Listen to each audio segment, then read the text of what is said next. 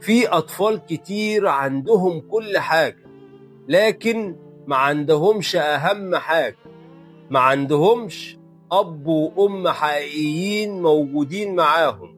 السلام عليكم ورحمة الله وبركاته.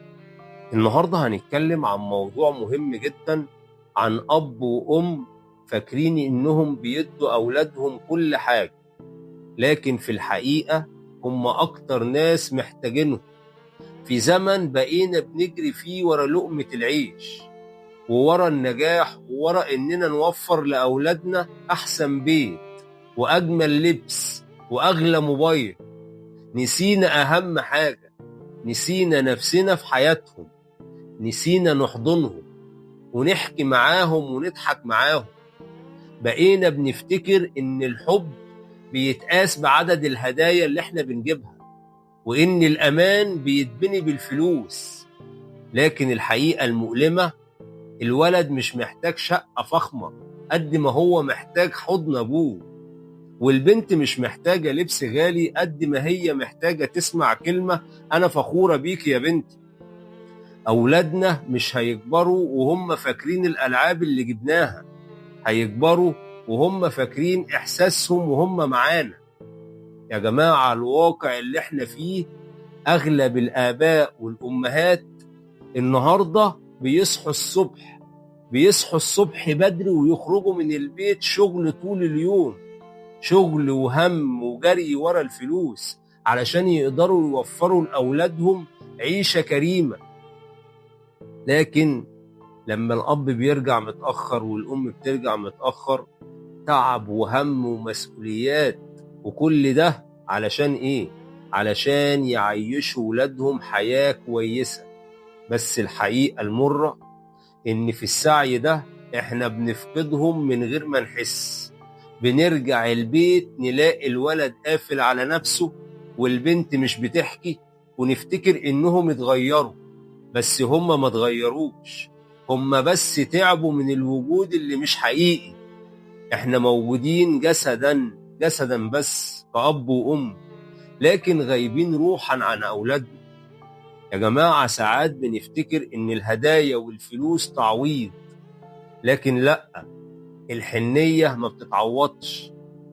في لحظة لما ابنك يقولك بابا شفت أنا عملت إيه، وإنت ترد مش فاضي دلوقتي، اللحظة دي ممكن تفضل جواه سنين. يا كل أب بيسمعني، أنا عارف إنك بتتعب وإنك بتشيل هم بيتك وبتفكر إزاي تأمن مستقبل أولادك، بس خليني أقولك، مستقبل ابنك مش بيتبني بالفلوس. والله ما بيتبني بالفلوس بس، بيتبني بكلمة منك، بدعم، بحضورك. يا جماعة، الأب ده أمان، ظهر كبير لأولاده. وجودك جنب ابنك وقت ما يقع أهم من أي شيء، أهم من أي حاجة تشتريها. حضنك لما يتعب أهم من أي هدية، ولما يسمعك بتقوله أنا فخور بيك، ساعتها بيحس إن الدنيا كلها بخير. ابنك مش محتاج أغلى لبس، محتاج يسمع أنا بحبك، محتاج وقتك مش مصروفك اللي بتديهوله. ويا كل أم، أنا عارف كويس جدا إنك بتضحي وبتعملي المستحيل علشان ولادك يعيشوا حياة حلوة، وبتشتغلي وبتطبخي وبتنظفي وبتخططي. بس يا أمي، لو الولد رجع من المدرسة وحكى حاجة صغيرة اسمعيه. لازم نسمع أولادنا، لأن في اليوم اللي ما بيسمعش فيه اهتمامك هيدور على اهتمام بره. خليكي حضن الأمان، مش بس مصدر النظام في البيت. بنتك محتاجة تسمع منك أنت جميلة أو أنت قوية، محتاجة تشوفيها وهي بتحكي عن صاحبتها أو رسمتها، حتى لو الموضوع بسيط، لأن البساطة دي هي اللي بتبني العلاقة بينك وبينها. يا جماعة، عمر الفلوس ما كانت هدف، الفلوس وسيلة، لكن أولادك هم الهدف الحقيقي. ابنك مش عايز شقة فخمة، عايز بيت دافي.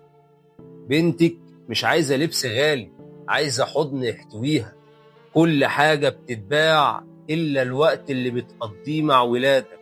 الوقت ده أغلى عملة في الدنيا. وبيفضل محفور في ذكرياتهم طول العمر.